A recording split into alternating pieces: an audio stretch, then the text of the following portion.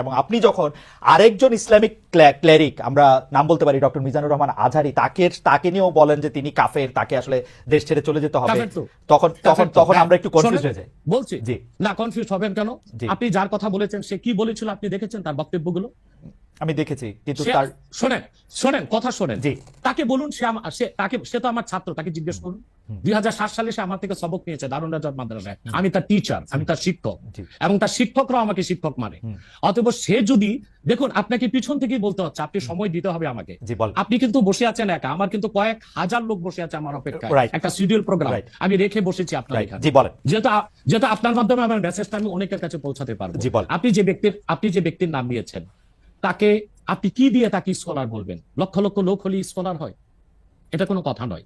দ্বিতীয় কথা হচ্ছে সে মুফতি নয়, ফতুয়া দেবার অধিকার রাখে মুফতি। স্কলার হওয়া এক জিনিস, ওয়াইজ হওয়া এক জিনিস, মুফতি হওয়া আরেক জিনিস। আর আমার কথা হচ্ছে, আমি কি গ্র্যান্ড মুফতি বাংলাদেশে? তা আমি বলছি না, এটা বলার অথরিটি আমার নেই, কিন্তু আমার ফতুয়াতে কলম বসাবার মতো 10টা মুফতি আপনি বের করে দেন। এখন অন্য মুফতিরা বলছে না কেন, সেটা একটা সাহসিকতার বিষয় আছে, সেটা আরো কোনো তাদের প্রতিবন্ধকতা থাকতে পারে। যেমন আপনি দেখেছেন আওয়ামী শাসনের সময় দেশের অনেক বড় বড় আলেম শেখ হাসিনা দালালি করেছে, তো তারা কি এমন কোন ফতোয়া দিবে যে সরকার বেকায়দায় পড়ে? এখন অনেক আলেম আছে যেটা বর্তমান সরকারের নির্লজ্জ সমর্থন করে যাচ্ছে, কিন্তু এই সরকার ক্ষমতা আসার পর থেকে আমি শরিয়ার কোরআন সুন্নাহর আলোকে যতটুকু সমালোচনা করা দরকার গঠনমূলক সমালোচনা করে যাচ্ছি। আর আমাদের মতো 2-4-10 জন যারা মিডিয়াতে আছে তারাই কিন্তু দেশের আলেম না।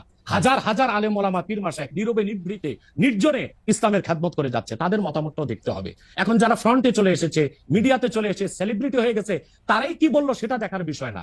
এখানে তো যদি আপনি একটা প্রশ্ন আনেন যে আসলে শাতিনকে ক্ষমা পেতে পারে কিনা, বা রাষ্ট্র যদি শাতিনকে পৃষ্ঠপোষকতা দেয়, তার শাস্তি নির্ধারণ না করে, তাহলে কোনো জনগণ বিচারটা হাতে করতে পারবে কিনা? আপনি দেখুন পৃথিবীতে যত অভ্যুত্থান ও বিপ্লব হয়েছে, জনগণ আইনকে হাতে তুলে নিয়েছে। আপনি 5ই আগস্ট দেখেন, বাংলাদেশে রাষ্ট্র ক্ষমতা যে এসেছে বর্তমান সরকার, এটা গণতান্ত্রিক পদ্ধতিতে হয় নাই, ছাত্র জনতা আইনকে হাতে তুলে নিয়েছিল। এই বিপ্লবকে আপনি অবৈধ বলবেন? যে 6-7 জন সমন্বয়ক নেতৃত্ব দিয়েছে তাদেরকে আপনি সন্ত্রাসী বলবেন? না, কিছু করার ছিল না। 15 বছরে যে জগদ্দল পাথর ফেসিবাদী হাসিনা বসেছিল, গণতান্ত্রিক পদ্ধতিতে এটাকে সরানো সম্ভব হয় নাই, আইনকে হাতে তুলে নিতে হয়েছে।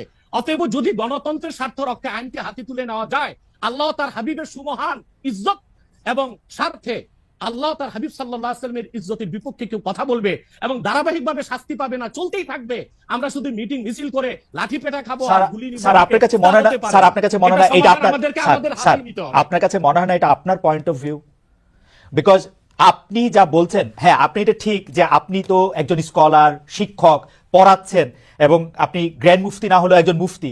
কিন্তু আমরা ধরেন, আমি এখন কথা বললাম হচ্ছে যে বাংলাদেশে কিন্তু এইটাও প্রচলিত যে যারা বলতেছে যে তারা আসলে যা কিছু পরীক্ষিত হাদিস নয়, যা কিছু পরীক্ষিতভাবে কোরআনের ফায়সালা নয়, তারা তা মানতে চান না। ধরা যাক ঈদে মিলাদুন্নবী সম্পর্কে তাদের একটা বয়ান আছে, তাদের আরো অনেক কিছু নিয়ে তাদের একটা বয়ান আছে। তাদের মধ্যে থেকেও কেউ কেউ আছেন যারা মক্কা মদিনায় বড় বড় জায়গায় আলেমের কাজ করতেছেন। আমি আব্দুর রাজ্জাক বিন ইউসুফের কথা বলতে পারি, আরো আপনি জানেন কাদের কথা আমি বলছি। তাদের কেউ কেউ মনে করেন আপনার পথ তো আসলে ঠিক না। 1, 2 হচ্ছে আপনি যার কথা যেভাবে বলতেছেন যে ধরেন মিজানুর রহমান আজহারি কি আসলে একজন স্কলার কিনা। এখন কেউ কেউ তো এই প্রশ্ন তুলেছেন যে জনাব এনায়েতুল্লাহ আব্বাসীও যথেষ্ট পরিমাণে এই জায়গায় আছেন কিনা। সেজন্য আমি জানতে চাইছিলাম যে আপনি যখন আইন হাতে তুলে নেওয়ার কথা বলেন স্যার, সেইটা কি আপনি কিভাবে তার যোগ্য, এবং আপনি ছাড়া আর কে আছেন এটার মধ্যে যোগ্যতার জায়গায় আর কি? আমি এখন বলছি, আমি মনে করি আমি গ্র্যান্ড মুফতি বাংলাদেশের। আচ্ছা, আপনি মনে করছেন আপনি গ্র্যান্ড মুফতি? ওকে, এবং এটা আমি চ্যালেঞ্জে। ওকে ওকে, এইটা বললে আমার ফতুয়ার বিপক্ষে, শোনেন, আমার ফতুয়ার বিপক্ষে যে যাচ্ছে তাকে আমার সাথে বসান, আপনার প্ল্যাটফর্মে বসান। দ্বিতীয় কথা হচ্ছে ঈদে মিলাদুন্নবী নিয়ে যে আপনি প্রশ্ন করেছেন, ঈদে মিলাদুন্নবী সাল্লাল্লাহু আলাইহি ওয়াসাল্লাম নিয়ে অনেক ডিবেট হয়েছে, এবং ঈদে মিলাদুন্নবীর পক্ষে যারা, তারাই বিজয়ী হয়েছে। আর বাংলাদেশে ওলামায়ে দেওবন্দের একটা বিরাট অংশ যারা মূল ধারার, তারা কিন্তু ঈদে মিলাদুন্নবী নিয়ে কখনো বিরোধিতা করে না। কিছুমাত্র স্কলার আছেন যারা কোনোভাবে পারসেজ হয়ে আছেন, তারাই ঈদে মিলাদুন্নবীর বিরোধিতা করে। আমরা বলি মিলাদ যার সিরাত নার তার, মিলাদুন নবী সাল্লাল্লাহু আলাইহি ওয়াসাল্লাম ব্যানারও মাহফিল হতে পারে, সিরাতুন নবী সাল্লাল্লাহু আলাইহি ওয়াসাল্লাম ব্যানারও মাহফিল হতে পারে। এবং আপনি শুনেছেন আজকে 4 বছর যাবত সৌদি সরকার উচ্চ ওলামা পরিষদ ফতোয়া দিয়েছে যে ঈদে মিলাদুন্নবী উপলক্ষে মাহফিল সৌদি আরবে হবে, এবং 12 রবিউল আউয়াল তারা রাষ্ট্রীয় ছুটি ঘোষণা করে রেখেছে। এবং বাংলাদেশে বর্তমান সরকারও যথেষ্ট আলেম ওলামা আছেন যারা কওমি ঘরানার এবং দেওবন্দ ঘরানার, যাদেরকে আমরা আহলে হক মনে করে থাকি, এবং আমরা মনে করি জৌনপুর, ফুরফুরা, হাসিনা, আহলে সুন্নাত, আলে হক একই ধারাতেই চলে আসছে। তারাও কিন্তু ইসলামিক ফাউন্ডেশনের দায়িত্বে আছে এবং তারা কিন্তু এবারও ঈদে মিলাদুন্নবী ব্যানারে প্রোগ্রাম করেছে এবং আমি সেখানে অংশগ্রহণ করেছিলাম একদিন। অতএব বিচ্ছিন্নভাবে কে কে ঈদে মিলাদুন্নবীর বিরোধিতা করলো, আব্দুর রাজ্জাক সাহেবের নাম বলেছেন, ওনাকেই বসান আমার সাথে কথা বলি, সংলাপ হতে তো কোনো দোষ নাই। ওকে, বা আপনি আরো যাদের কথা বলেছেন আচ্ছা তাদেরকে বসান আমাদের সাথে। আচ্ছা, আমার এখানে একটা সম্পূরক জাস্ট প্রশ্ন আছে আইনের ব্যাপারে। যেহেতু তেহরিকে খতমে নবুয়তের শাখা যুক্তরাজ্যেও আছে, এখানেও আছে, আপনি একইভাবে এই কথা বা ভারতের পশ্চিমবঙ্গের কথা বলেছেন, এইখানে যেটা বলছেন সেটা কি যুক্তরাজ্য এবং ভারতের পশ্চিমবঙ্গের জন্য প্রযোজ্য? যুক্তরাজ্যেও যদি কেউ এই ধরনের কথা বলে তাকেও কি আপনি এরকম একটা কথা বলবেন বা বলতে পারবেন? জি জি বলবো। আমি যুক্তরাজ্যে যে সাফার করে এসেছি সেটা শোনেন আগে। জি। 2 বছর আগে আমি যুক্তরাজ্যে গিয়েছিলাম। আমার 7টা প্রোগ্রাম ছিল। ওকে। 4টা প্রোগ্রাম করতে পেরেছি, 3টা প্রোগ্রাম আমি করতে পারিনি। এবং সেখানে আমার বিরোধিতা করেছিল নাইজেল ফারাজ। আপনি জানেন তাকে, নাইজেল ফারাজকে জানি। সিএনএন নিউজ প্রেজেন্টার, এবং সে ব্রেক্সিট আন্দোলনের হোতা ছিল এবং সে ব্রিটিশ পার্লামেন্টে মেম্বার ছিল। আমার যেদিন সেন্ট্রাল লন্ডনে প্রোগ্রাম ছিল, নাইজেল ফারাজ লং মার্চের ঘোষণা দিয়েছিল এবং আমি সেখানে যেতে পারি নাই। কেন? নাইজেল ফারাজ 23টা প্রতিবেদন করেছিল আমার বিপক্ষে। তার মধ্যে উল্লেখযোগ্য ছিল যে আমি মুরতাদের শাস্তি মৃত্যুদণ্ড চাই। বাট ব্রিটিশ পুলিশ আমাকে অ্যারেস্ট করেনি এবং ব্রিটিশ পুলিশ আমাকে শুধু প্রোগ্রাম করতে দেয়নি সহিংসতা বেশির জন্য। কিন্তু আমি রানীকে গালি দিয়েছি, সেটাও সেখানে তুলে ধরা হয়েছে। আমি রানীকে গালি দেওয়া যায় ইংল্যান্ডে? হ্যাঁ হ্যাঁ, মুরতাদের শাস্তি মৃত্যুদণ্ড চেয়েছি, সেইটা 23টা প্রতিবেদন করে আমার এই বক্তব্য ফতোয়াগুলো সেখানে লন্ডনে দেখানো হয়েছে। Okay. আমি বাংলাদেশে যে চরিত্র, লন্ডনে সেই চরিত্র, পশ্চিম বাংলায় সেই চরিত্র। ওকে, আমি এবার একটু, আপনি যেহেতু মুফতি এবং নিজেকে পরিচয় দিলেন গ্র্যান্ড মুফতি, আমি একটা বিষয় একটু মনে করি, একটু হ্যাঁ জি মনে করি। জি, আপনাকে একটা বিষয় একটু আপনার দৃষ্টি আকর্ষণ করতে চাই। সেটি হচ্ছে যে আপনি মানে আপনার কাছ থেকে বুঝে নিতে চাই স্যার, যে যদিও আপনি আসলেই আমার চেয়ে বয়সে ছোট, কিন্তু আসলে বিদ্যায়, বুদ্ধিতে, শিক্ষায়, অনেক কিছুতে মানে জ্ঞানে আপনি আমার চেয়ে বড় বলে আপনাকে স্যার সম্বোধন করতে হবে।